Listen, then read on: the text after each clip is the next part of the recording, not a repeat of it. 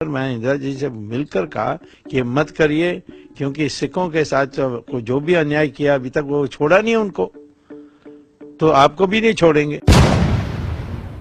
अब उनको भी चढ़ाने वाले बहुत थे। सोनिया गांधी उनको रोज धमकाती थी कि एकदम सदा दुनिया भर में है, मैं और मेरे बच्चे सब खतरे में रहेंगे, इसीलिए इनको अभी खत्म करना है। तो बाद में अगस्त 84 में इंदिरा गांधी ने मुझे पार्लियामेंट में कॉरिडोर में मिल गई। उसने मुझे कहा तुम्हारी बात सही है। अब तो मुझे लगता है बहुत देरी हो गई, लेकिन आपकी बात सही है। झूठ ये भी था कि जो भिंडरांवाले थे वो हिंदुओं को नफरत करते थे। ये एक बड़ी लाइन जो है लगातार आती रहती है सामने, इसके बारे में क्या सोचेंगे? नहीं, बिल्कुल नहीं। यहाँ तक कि जब मैंने खालिस्तान के बारे में भिंडरांवाले से संत जी पूछा तो उन्होंने कहा ये वो दे रहे हैं मुझे तो मैं क्यों नहीं लूं। मुझे तो सारा हिंदुस्तान चाहिए। तो वो तो हमारे लिए मान्य है, क्योंकि सारा हिंदुस्तान सबका है। हाँ, तो वो तो देखिए वो बड़े सीधे संत जी, बहुत सीधे थे। ये दुष्ट अखबार वालों को पैसा देकर भेजते थे। हाँ, और जानबूझकर तोड़कर मरोड़ के बोलते थे। मुझसे एक बार पूछा कि आप भिंडरांवाला के साथ 5 दिन रहे, हाँ, और आपने हथियार देखा? मैंने कहा मैं तो हथियार देखने के लिए गया ही नहीं, मैंने तो कुछ बातचीत से सुलझे उसके लिए गया, तो इसीलिए हथियार क्यों मैं देखने के लिए जाऊं। तब हेडलाइन क्या था, स्वामी कहता है गोल्डन टेम्पल में कोई हथियार है ही नहीं। सब मुझे गाली दे रहे थे, ये कैसा आदमी है, हाँ, इतना हथियार है उतना हथियार है। पहले से दिमाग बनाया हुआ था कि हथियार भरा हुआ, परंतु मैंने ये नहीं कहा कि हथियार नहीं है, मैंने सिर्फ कहा मैं हथियार देखने के लिए गया नहीं। ऐसे ट्विस्ट करने का इनका शुरू से था। ये तो एक मन बना था तो ये होना है।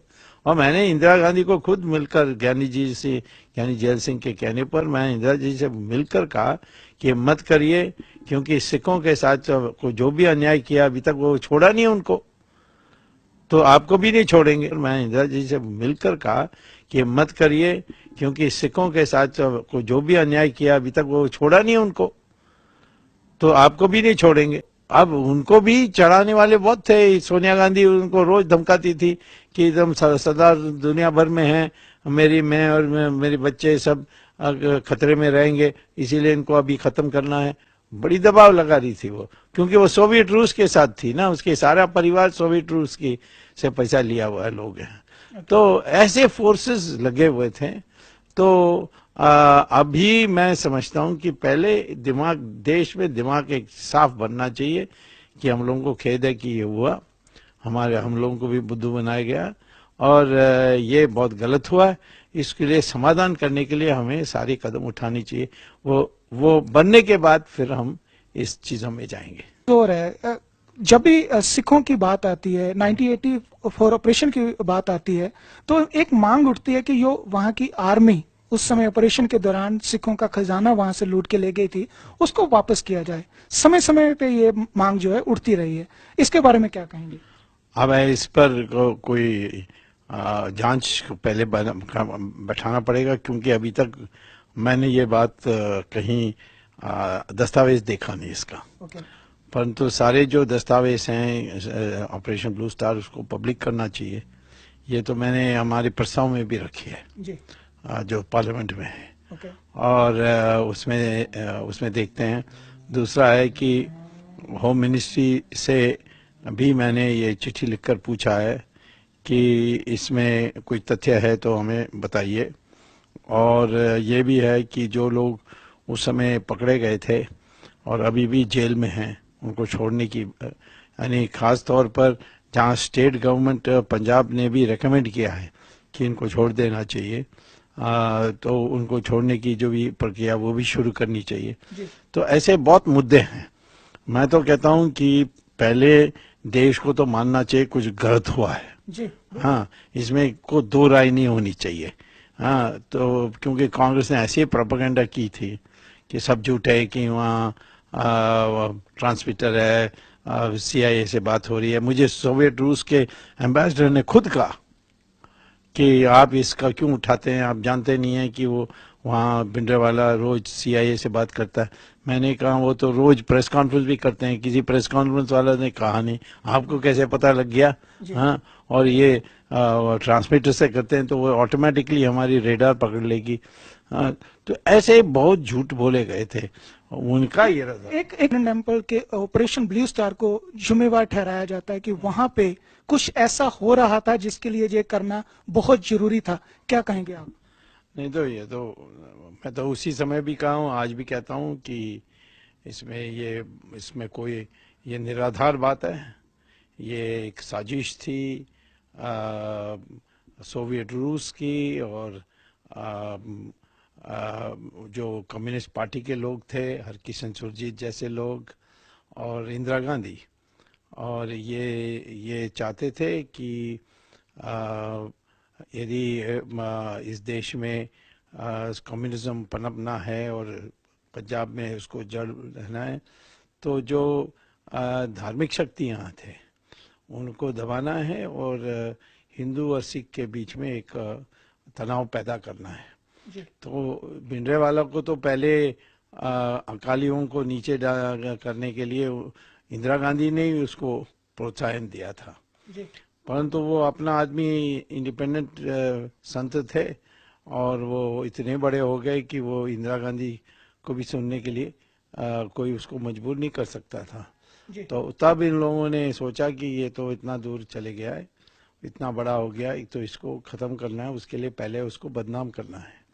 और वो बदनाम करने की साजिश चली, वो मैंने अपनी आंखों से देखा। जैसे पहले बहुत देश भर में प्रचार हुआ, पार्लियामेंट में भी बोला गया कि रूम नंबर 32 नानक निवास में खालिस्तान का हेडक्वार्टर्स है, वहाँ पासपोर्ट छप रहे हैं, वहाँ करेंसी छप रही है, और ये सब। फिर मैं गया वहाँ, और वहाँ किसी को हिम्मत नहीं दी जाने के लिए पार्लियामेंट के मेंबर से, परंतु मैं गया क्योंकि भिंडरवाला से मुझे यानी संकेत मिला कि मैं वो मिलने चाहते हैं, क्योंकि वो इमरजेंसी में मैंने जो इंदिरा गांधी का विरोध किया उसको बहुत प्रशंसा, यानी उसको बड़ी तारीफ करते हैं, तो इसीलिए वो मिलने चाहते थे। तो ऐसे उनके लोगों ने आकर मुझे बताया मुझे, तो मैंने सोचा ये भी देख लूं। तो जब मैं रूम नंबर 32 में गया और दरवाज़ा पर खटखटाया, तो एक लड़का ने खोला।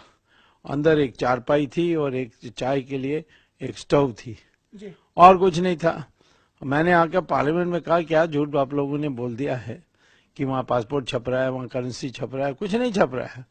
तो फिर वो रूम नंबर 32 की तो बात छोड़ दी। बाद में कहा कि हथियार आ रहे हैं और सब जमा हो रहा है, CIA के साथ कांटेक्ट हो रही है, वहाँ बलात्कार चल रही है।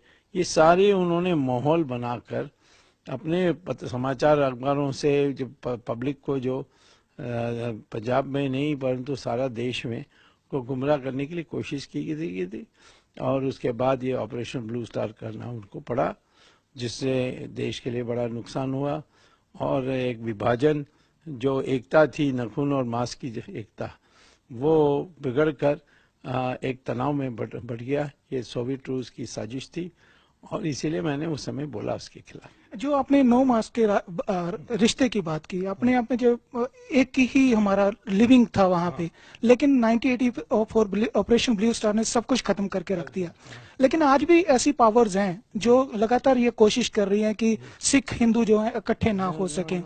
ये लगातार जो वहां से लेके अब तक चलता आ रहा है। लेकिन आपने जैसे बात की कि वहां पे पासपोर्ट की प्रिंटिंग का आपको कुछ नहीं मिला, वहां पे ट्रांसमीटर की बात की जा रही थी कि ये अनाउंस करने जा रहे हैं। सो आपको लगता था कि अगर इस चीज को ना किया जाता, ऑपरेशन ब्लू स्टार ना होता, तो आज जो नॉर्थ इंडिया में जो हालात बने हैं ये ना होते और ये खित्ता जो है तरक्की में होता?